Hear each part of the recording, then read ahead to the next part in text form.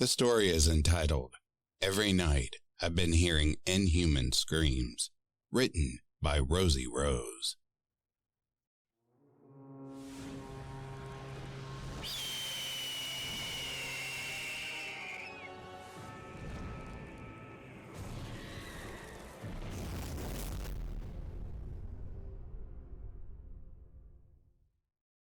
Listen, I know what I'm about to say will sound crazy. And trust me, if it wasn't for the fact that I experienced this firsthand, I wouldn't even believe it. But the truth is, I did experience this. And what I am saying is true, and something like this happened. All I ask is that whoever reads this heeds my warnings and doesn't end up like me. It was about 9 weeks ago that I moved into my new house. It was a little bit out of town and surrounded by the woods, but it was cheap, so I thought it was a good steal. How wrong I was. If I could go back, I would have never gotten the house. Sorry, I'm getting off track. Anyways. The house was in pretty good shape and more than enough room for me since I live alone. The owner who was selling it did act a little weird and even had an almost pity look in their eyes when I agreed to buy it. When they showed me the house, they remarked, "You know, if I was you, I wouldn't live out here so close to the woods." I shrugged off their comment to them just trying to make a joke. Little did I know they were trying to warn me.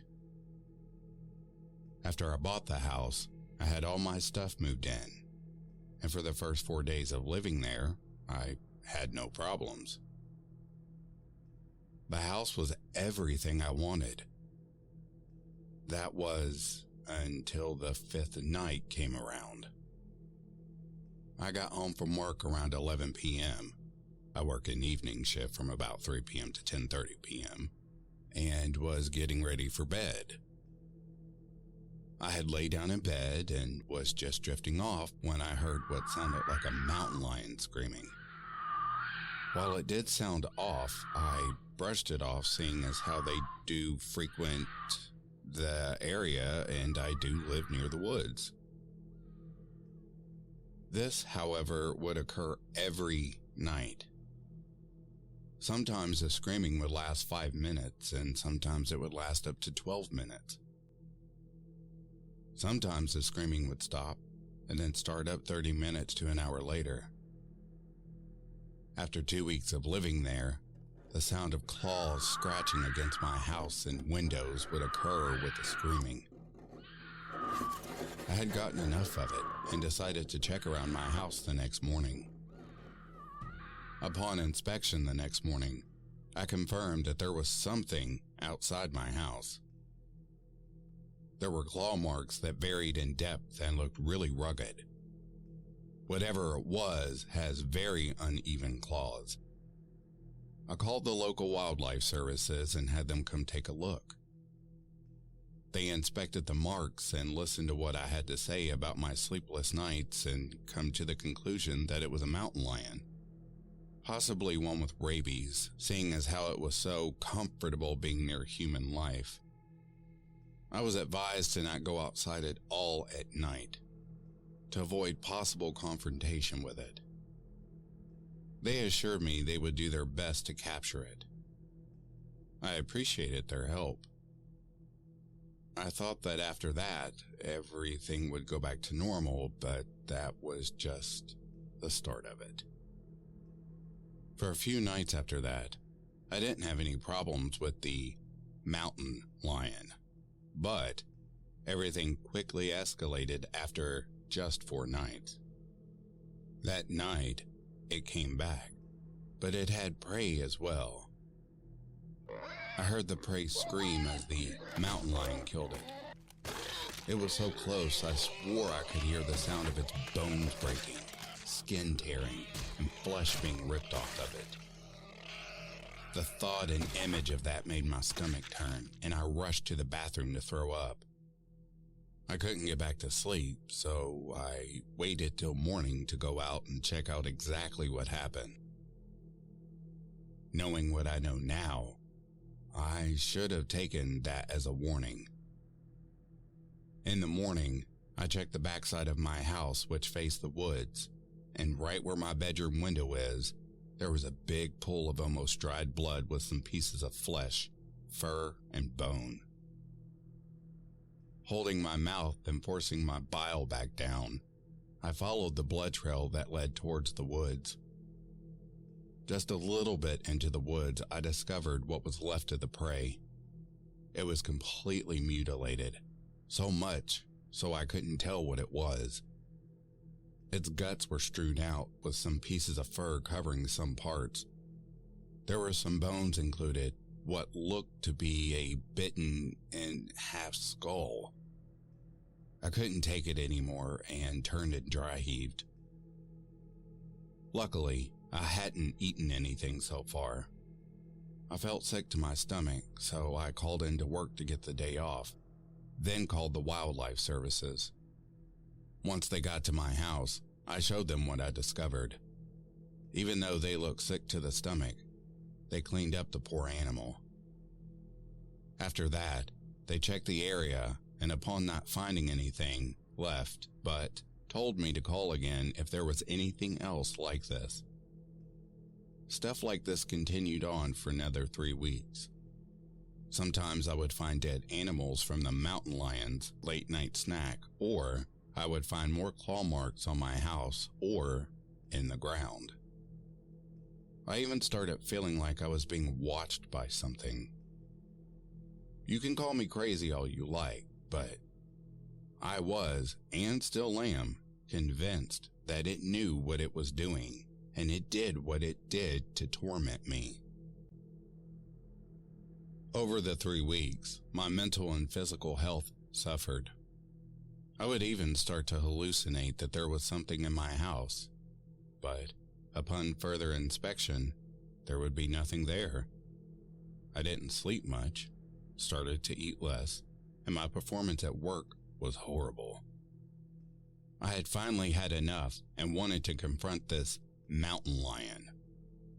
I was convinced it wasn't a mountain lion, but something worse. And against my better judgment, I wanted to face it and kill it. This was the biggest mistake of my life. When night came, I grabbed my flashlight, my shotgun shells, and headed out into the dark night. As I walked further into the woods, I could hear both distant and close sounds of twigs snapping and the sound of growls. I shivered in cold fear, but my determination commanded my legs to move forward. I continued on, but soon heard those inhuman screams. They sent chills down my spine and made me stop dead in my tracks. The screams were so close and so loud, they pierced my ears. Off to my left, I could hear the bushes rustling. Thankfully, I snapped to my senses and dodged out of the way as something jumped at me. Although I didn't get fully out of the way, it still managed to cut my side just a little. Even though it was just scratched, it hurt so badly, burned like fire, and wouldn't stop bleeding. Holding my elbow against my wound, I focused my flashlight where it had disappeared back into the bushes and shakily put the shotgun shells in my shotgun. I saw movement and aimed and shot. I figured it wouldn't hit it with how fast it was moving, but the damn thing started laughing. It was guttural, deep, animalistic, and human all at one time. The laughter echoed out among the trees. That was enough to make my fear win my body over, and I took off running towards my house. I didn't realize I had walked in so deep, but apparently I had. I heard it chasing me, still laughing. I was its prey, and it was just playing with me as it hunted me down. What did I possibly think I could have done to something as evil and horrible as it? Why the fuck didn't the previous house owner warn me? These thoughts kept going through my mind as I ran as fast as I could.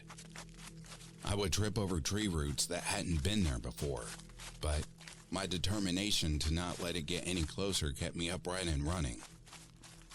I finally saw the tree line edge and rejoiced.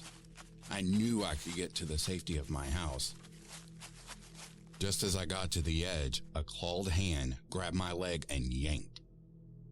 I screamed as I felt my leg break. I rolled onto my back and saw the thing right over me. It was big, possibly 9 foot, about 2.7 meters, tall. It had all the features of an animal, but it also had human features. It looked like a mix of a wolf, deer, and a human. It even had some vines on it. Ugh, and it smelled like death. Just what the hell was this thing? It leaned down over me, and I saw its horrendous, unnatural smile, full of razor-sharp and long teeth. I turned my head away, looking for my shotgun. It was a little far from my hands. If I could reach it, I might have a chance. It laughed, snarled, and growled, scoping me out, seeing my reaction, getting joy from it. Thankfully, that allowed me to reach my shotgun. I grabbed it and had it loaded. It leaned a little further back and grabbed my face. Right then, I positioned the shotgun and shot it right in the head. It screamed and fell back. I struggled up and half limped, half ran back to my house. I locked all the doors and windows and took cover in my closet. I could hear it moving around outside. It called for me in an almost human voice, but I couldn't be fooled. Finally, the sun came, and I could no longer hear it. I struggled to walk to my phone and called 911. I had no idea what I could say, so I told them I was attacked by a mountain lion. The ambulance, police, and wildlife services showed up. I was taken to the hospital and had my wounds and broken leg attended to. The police asked many questions, but I gave the bare minimum of answers and lied about some. I mean, who would believe me that something like that monster attacked me? Once I was released, I went back to that house, packed my stuff, and left. As I left the house, I saw it standing among the tree line, just watching me go. I floored the gas and I never looked back. I contacted the county later and told them that the house is inhabitable to anyone and asked for it to be destroyed. After much convincing, they agreed, only because the previous house owner stepped up and confirmed it. I wanted to be mad at the previous house owner, but I couldn't. They dealt with that stuff longer than me. Well, that's my story. I'm writing this from a hotel room to warn everyone that reads this. Don't buy a house for cheap, especially if it is near the woods. You might just experience something similar to I. Stay safe out there, people.